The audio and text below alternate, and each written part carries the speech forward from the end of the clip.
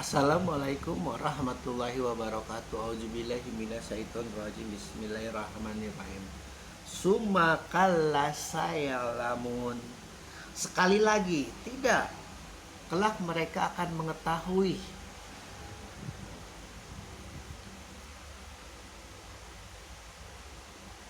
Ada semacam mayoritas yang tidak menyetujui, yang membangkang, yang apa diuraikan oleh Rasulullah tentang kiamat itu mereka tidak mengakui, sehingga Rasulullah sebagai yang minoritas itu perlu mendapatkan dorongan, perlu mendapatkan semangat, dan dorongan dan semangatnya adalah dari Allah lewat turunnya surat An-Naba ini kepada beliau. Pokoknya engkau jangan pernah capek, jangan pernah lelah menceritakan tentang hari kiamat kepada mereka.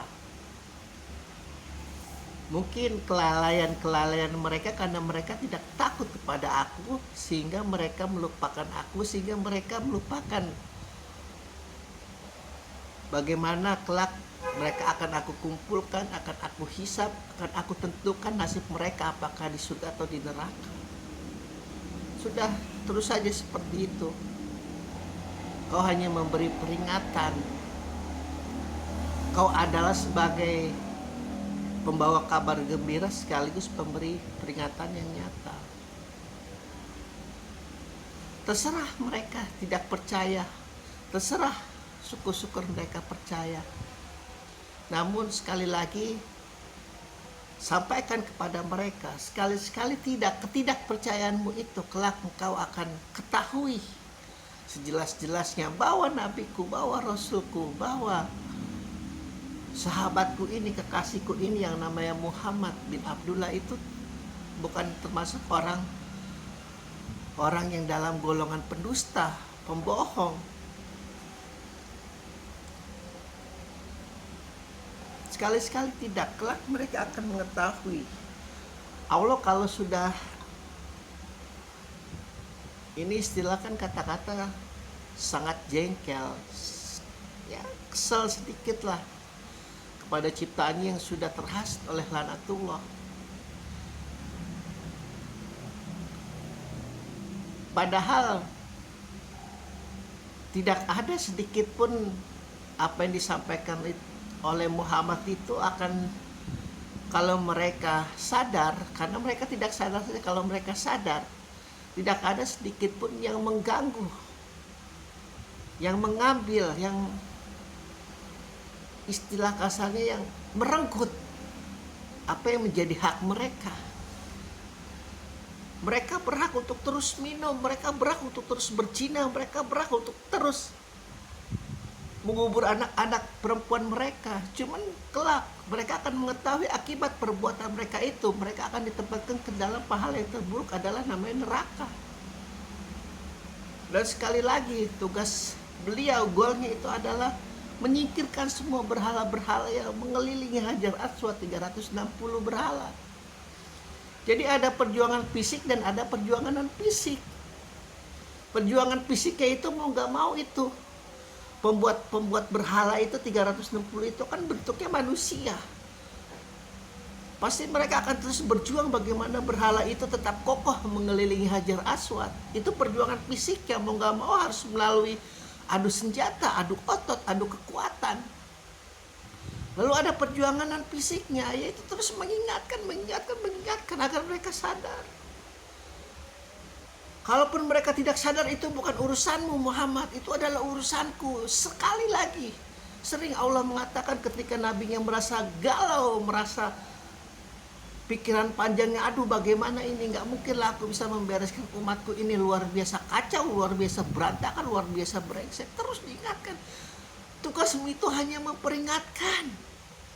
Jangan sekali-sekali kau menjalimi mereka juga, tidak boleh. Bagaimana Musa ketika membunuh orang kafir, Allah sangat murka.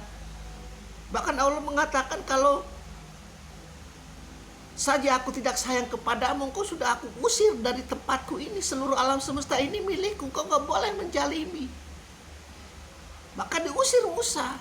Namun karena Musa orang yang sabar, orang yang penuh percaya diri, orang yang hatinya itu senantiasa menyerahkan diri kepada Allah, ya sudah.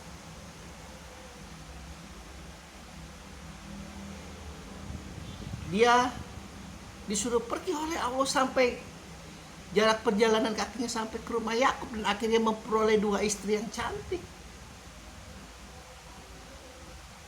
Tidak boleh, sekelas Nabi aja nggak boleh jalim. Kalau Anda suka mendengar ulama-ulama yang mengatakan masuklah Islam ke dalam Islam yang kapah, Islam ini seluruhnya, oh tidak bisa. Kalau kau masuk ke dalam Islam yang kapah, Islam yang seluruhnya, kau akan menjadi nabi, kau akan menjadi rasul, kau bahkan mungkin akan menjadi malaikat. Karena para nabi, para rasul dalam satu detik kehidupannya itu tidak pernah tidak mencintai Allah. Bagaimana mungkin kau bisa seperti itu? Sedetik engkau melihat anakmu, sedetik kau melihat istrimu, sedetik kau melihat duit miliaran, oh pasti berpaling cintamu kepada mereka. Islam yang kapal, oh seolah-olah bahkan melebihi Nabi kesuciannya. Islam yang seluruhnya, kalau seluruh manusia, ulama itu terwujud mimpinya, semua orang Islam masuk Islam yang kapal, pasti sudah berperang kemana-mana. Tidak akan bisa mereka melihat itu yang namanya Holy Wing, tidak akan bisa itu mereka melihatnya kelab-kelab malam, tidak bisa itu mereka melihat orang-orang bugil-bugil bertelanjang di tepi pantai, nggak bisa. Makanya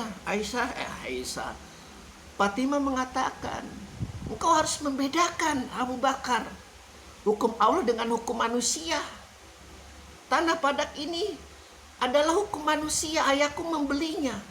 Jangan kau pakai hukum Allah bahwa seluruh nabi harta kekayaannya ketika meninggal adalah milik umat. Oh tidak bisa seperti itu. Bagaimana aku bisa berjuang dengan pengikut-pengikutku, dengan yang mencintaiku, kalau kau rampas tanah Padak dengan alasan untuk umat?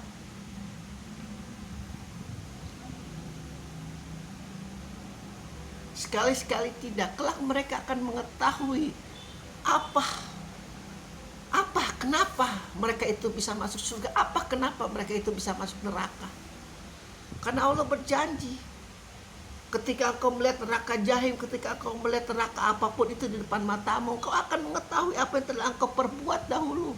Akan Allah ingatkan kenapa kau bisa melihat neraka itu. Pun begitu ketika engkau mendapatkan kitab aliyin, kitab kenikmatan, kitab di sebelah kanan, sebutir jarah pun kebaikan yang kau lupakan dahulu, atau sebesar apapun kebaikan yang engkau lupakan dahulu, karena Allah senantiasa senang kepada mereka yang berbuat baik, dan udah habis, nggak ada pamrih, nggak ada apa.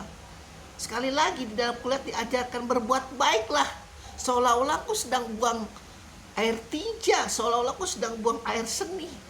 Lupakan, gak usah perlu diingat-ingat. Nanti Allah yang mengingatkan kelak di hari pembalasan.